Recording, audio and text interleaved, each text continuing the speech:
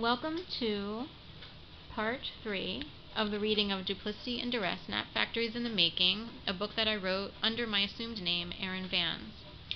In this video, I will read from the first chapter, Day 1, Street Names Passing, January 25th, 2011. Before the chapter is a quote from Terence McKenna, so I will read that, and then I will read part of the chapter. 1. There will be elements in the story that make the contactee look like a moron. The invalidation of the experience is an inimical part of the experience. Almost as though the entities are saying, you may tell the story if you wish, but if you tell it truthfully, you will be taken for a fool. There is nothing wrong with being taken for a fool, except that it does seal the phenomenon away from the very sober ladies and gentlemen who are making careers in science. They are not interested in investigating the kinky, the anecdotal, and possibly pathological. And that is a quote from Terence McKenna, now deceased, on experiences with the otherworldly and UFOs. I think he considered himself a cosmonaut, and it talked about the legalized controlled use of certain substances like psychedelics. So, Day 1, Street Names Passing, January 25th, 2011. There's this deep, penetrating ache that eclipses my heart every single day for countless hours at a time. It's a dull, emanating pain that begins just under the left side of my chest and reaches out to the curves of my rounded shoulders. It is my heart crying out to mankind for the sake of humanity. For God's sake, it moans, why won't they say anything? My shoulders slump, my eyes cast downward to the ground. These people, these zombies, they're all brainwashed. They know what's happening, but they won't speak. Why won't they speak? My head angles to the sky, seeking an answer from above, as if the gods high up over the clouds would communicate something, anything. They just don't care, I reported to them. They just don't care about love, about life. While this pain is like that of a lonely heart, it is mostly born of disappointment, or rather a shattered illusion that awakened me to what many have chosen to become. Followers without a voice. Spineless beings frightened into submission amidst a new breed of loyalists whom they follow. A cabal willing to carry out incredibly heinous, occult-like crimes against their fellow man. Or, in my case, woman. All for the sake of belonging. While only the rarest among them are true psychopaths, many of the rest have disgracefully fallen into a groupthink trance, sleepwalking among us. Some of them are just compromised souls, while others go on wishing they could be among the elite, while digging themselves deeper into a pit of emptiness.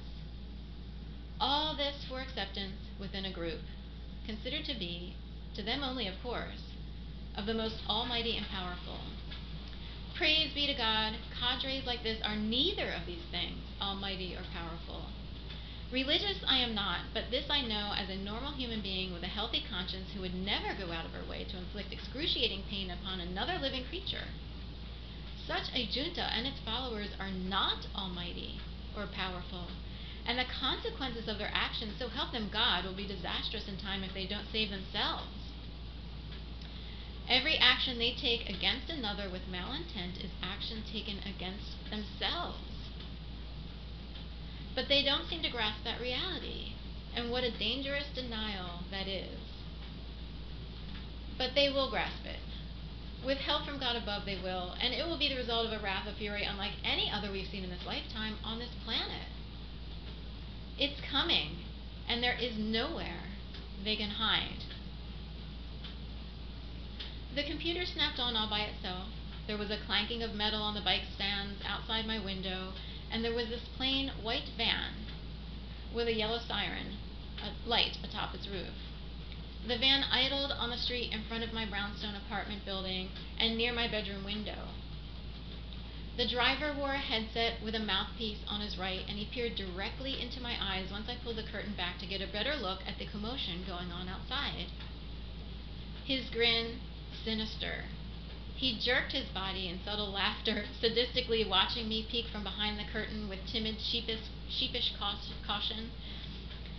If I could have heard him, a deep guttural laugh would have belched out with an echo and a moo-ha-ha-ha sound, like the kind you'd hear from a Christopher Walken character in one of the creepy films in which he's acted.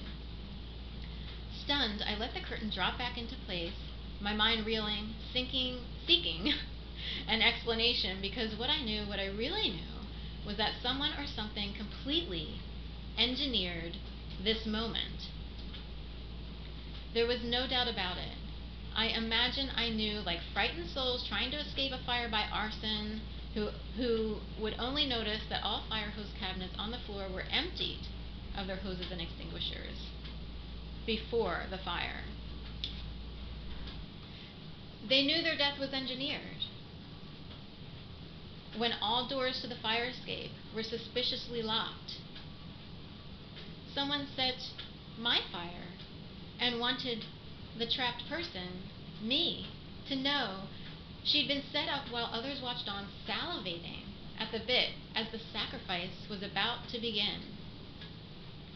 For someone unaccustomed to orchestrated events, the idea of why this would be happening to me was beyond comprehension.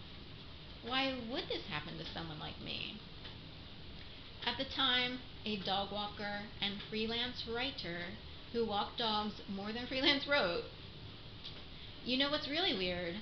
Somehow, some way, my body and soul knew something was coming my way. Like a sacrificial lamb who picks up on the scent of a vicious, hungry predator hiding behind the tree over the hill. Let me explain. During the few hours leading up to this moment, I was restless, on pins and needles, almost waiting for something to blow. Maybe for a bomb to drop, or for an ominous storm to crawl in from behind the West River, only to stall over the city without hope of traversing toward the east. Here's what I know. There was a confluence of negative energies predating this night, January 25th, 2011. Anxiety, uncertainty, and the sense I'd been purposely destabilized by newfound friends was building up within me for weeks, merging into a mushroom cloud of darkness slowly forming within my own inner universe. Awareness brought me to the precipice of this dark cloud. Awareness that the conflicting messages friends were doling out, a little here, a little there, were diabolically intentional. They were setting the stage for a mental and psychic attack. They created absurd drama, frequently changed plans on me, and began placing me last on invitations to social events. All nuanced indicators of malicious, sneaky, and slimy agendas. It was their actions, the loss of a few dog-walking clients, and a recent escape from a drunken housemate that put me on edge about my future well-being. In retrospect, I believe these evil-minded people were purposely building me up for maximum terror, because only then does the adrenaline run wild, creating the kind of energy they love to siphon off their perceived victims. That is their lifeblood. Fear-saturated coagulates of the purest O-negative blood. This was the last week of January 2011. The week, I say, every ounce of life for me was shattered. Life being that energy we think of with its natural ebbs and flows, the ride, some call it, when it's going well. It was walloped, stricken, and bludgeoned. First with something blunt, then with something sharp. So sharp, in fact, life fell to earth just like a wall of broken glass would fall to the earth, with a trillion shards and particles cascading to the ground before it would billow up into the air like embers from a fire that is accelerated by a brief puff of air or gust of wind. The remaining dust and debris dispersing everywhere until it all descends into a deep, dark abyss that exists right here on this very earth. Yes, it does. I don't care what people say. The abyss exists. I didn't get pulled down into that abyss along with a vacuum created by the shards and the scraps, the dust and the debris. Instead, I've been suspended right here above the earth, gliding just over the surface with my feet barely scraping the ground ever since. So with that, I will end the excerpt from the first chapter. I go on to tell the series of events in my book that terrorized me out of my apartment. Thank you for listening. And please don't forget to like, share, and subscribe.